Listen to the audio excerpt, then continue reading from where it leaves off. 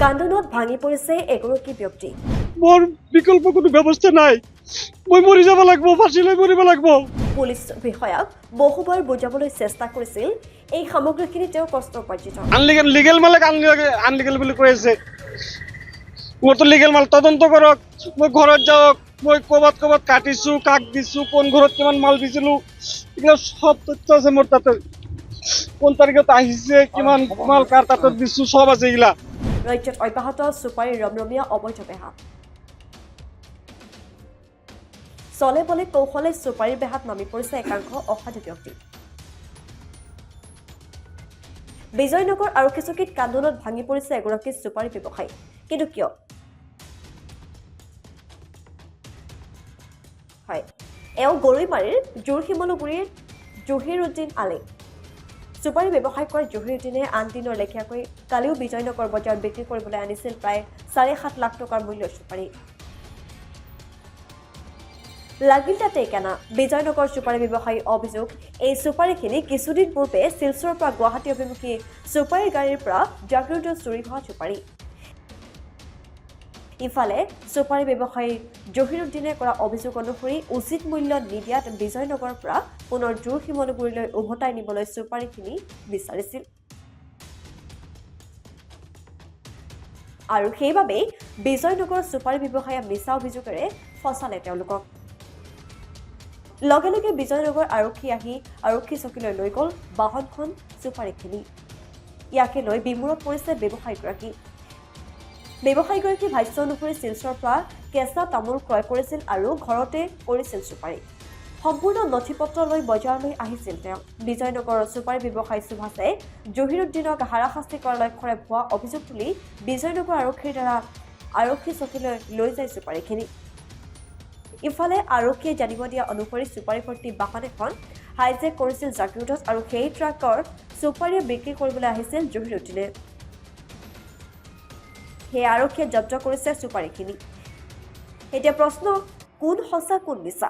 পৰৱৰ্তী সময়ত জাগিৰোড আৰক্ষী থানাৰ এটা সজাতি দল বিজয়নগৰ আৰক্ষী চকীত উপস্থিত হৈ চুপাৰীখিনি নিজৰ জিম্মাত লৈ জাগিৰোড থানালৈ গতি কৰে।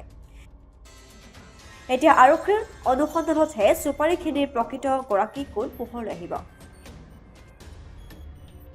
মই ঘৰৰ পৰা চুপাৰী বিজয়নগৰ চুপাৰী মাৰ্কেটত বিক্ৰী কৰিব আনিছিলোঁ। মোৰ ঘৰ গৰাইমাৰী জোৰশিমলু বুলি কয়। তাৰে পৰা ৰাতিপুৱাই মাল বিক্ৰী কৰিব আনিলোঁ। অনাৰ পিছত মাৰোৱাৰীবিলাকে দাম ক'লে, দাম কৰাৰ পিছত মালটো আমি দিয়া নাই। নিদিয়াৰ পিছত মালটো মই ঘৰত লৈ যাব খুজিলোঁ। তেতিয়াই মানে এহঁতে পুলিচক ফোন কৰি মালটো দি দিলে, বোলে ক'ৰবাত কোনদিনা বোলে গাড়ী হাইজেক হৈছে, সেই মাল বুলি এইটো সন্দেহ কৰি এই বিজয়নগৰ পুলিচক মাতি কিনে দি দিলে। কোনে লগাই দিছে? এই বিজয়নগৰৰ মাৰোৱাৰীবিলাকে, আৰু বিশেষকৈ বগা সুভাষ বুলি মাৰোৱাৰী এটা আছে, বগা সুভাষ। কি নাম উপাধি কি লিখে মই নাজানো, তাৰমানে বগা সুভাষ বুলি আমি জানো। কিহৰ কাৰণে মানে এতিয়া কিহৰ কাৰণে লগাই দিছে নাজানো। তাৰমানে ই কৈ আছে 4-5 দিন আগত বোলে গাড়ী হাইজেক হৈছে, সেইখিনি মাল বুলি সন্দেহ হিচাপত বোলে কৈছে যে এইখিনি মাল সন্দেহ হয়, সেইখিনি মাল বোলে। কেঁচা মাল আনিছিলোঁ, কেঁচা মাল আনি মই ঘৰত বনাওঁ। এইটো মোৰ আছে 25 বস্তা লেখা আছে, 25 বস্তা হাফ। মূল্যমান মোটামুটি ধৰকচোন 7,50,000 মান হ'ব। এতিয়া পুলিচে আমাৰ বিজয়নগৰৰ পৰা ক'ৰবাত জাগিৰোডত লৈ যাই আছে মোৰ মালখিনি। এতিয়া যদি মালখিনি মোৰ জাগিৰোডত লৈ যায়, মোৰ বিকল্প কোনো ব্যৱস্থা নাই, মই মৰি যাব লাগিব, ফাঁচি লৈ মৰিব লাগিব। তাৰ বাহিৰত মোৰ কোনো ৰাস্তা নাই। মালখিনি মই তাৰ পৰা বাকী কৰি আনিছোঁ, মোৰ পৰা পইচাও পাব আছে। সেই মালিকে যি মাল দিছে, মোৰ পৰা পইচাও পাব আছে তাই। সেই মালিকে যাৰ পৰা মই মালটো আনিছোঁ, লাগিলে সিও আহিব, সিও মোৰ লগত পইচা পাব আছে, তাকো মই পইচা ক্লিয়াৰ দিয়া নাই। যাতে আমাৰ এই নিউজটো অসমৰ মুখ্যমন্ত্ৰী চাই কিনে যাতে মোক ন্যায় দিয়ে আৰু মোৰ মালখিনি যাতে মোক ঘূৰাই দিয়ে, এইখিনি কৈ মই কি ক'ব, ভাষা নাই ক'বলৈ মানে।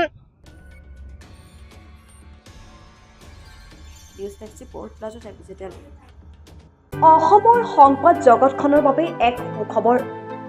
নৰূপ নহাজেৰে প্ৰায় 30 বছৰীয়া অভিজ্ঞতাপুষ্ট সাপ্তাহিক কবচ পুনৰ এবাৰ ৰাজ্যৰ মাজলৈ। স্বত্বাধিকাৰী প্ৰণীতা কলিতাৰ দ্বাৰা প্ৰকাশিত আৰু অমৰজ্যোতি প্ৰিণ্টাৰ্ছ, গুৱাহাটী কমাৰ্চ কলেজৰ বিপৰীত ফালে মুদ্ৰিত।